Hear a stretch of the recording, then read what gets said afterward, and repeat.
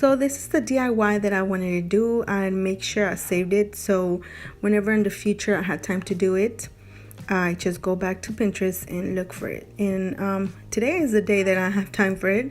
So I was actually struggling finding the font for the welcome to our home, and then I just loved how it was so perfect with the little lines, and whenever I tried to do it, it didn't came up the way I wanted it.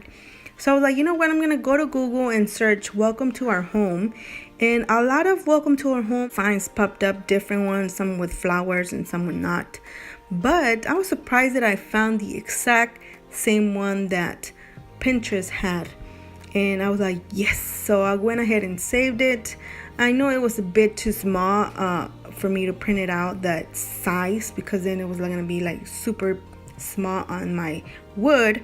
So this is what I wanted to share. I did save the picture. I reopened it. I clicked the little 3 dots on the upper right corner. I clicked resize image. Once you click resize image, you do click the dimensions. You're gonna change them. The dimensions were 300. I went ahead and put them to 800. I saved it. Then they said that they had a image with a name if you want to replace it. I clicked yes. Once you click yes, it replaces that small image. So you go back and reopen it, and this is how it comes out, really big. So I was so happy about that. So once I had it, I just printed out, and this is how it turned out. And I actually love it either way. It's a little bit on the lighter side, but it's gonna work perfect for me, and it's even better, guys, because I did not waste so much ink on this. So I really like it. So I'm gonna go ahead and just trace this welcome to our home little sign here. Okay guys, so the next thing that you want to do is go ahead and find some scrap wood if you have some left over from a DIY. That was in my case. So I did grab this one. I cut it about the same size that the Pinterest DIY. I flipped my image.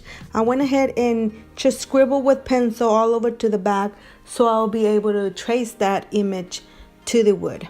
Now I did a mistake, and I actually traced the sign to the wood first and then stained it.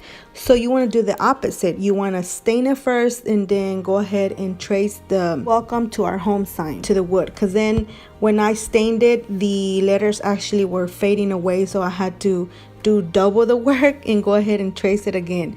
So I do recommend you staining your wood first and then tracing the letters to the wood. Now I'm gonna grab some paint from Walmart, and these brushes are actually from my nail art.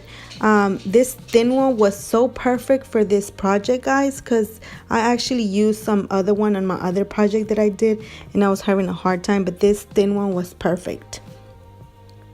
After that, I grabbed some screws. I made sure these screws were about the same size of the wood, like the same thickness, just for me not to go ahead and just screw them in and come out of the other side and just scratch my wall. You do not want that to happen, so make sure they're about a little bit smaller than the thickness of the wood.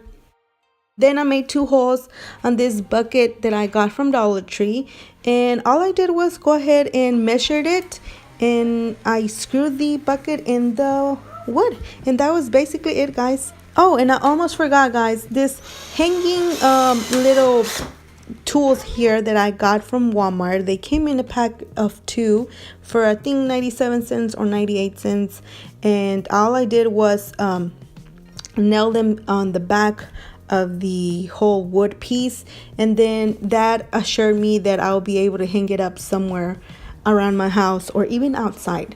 So then I went and took it outside and put some flowers, and they look so pretty. I fell in love with it immediately with those flowers in there. So I really hope that you enjoy this video. Don't forget to like, comment, and subscribe to my channel, and as always, I hope to see you guys on my next one. Bye.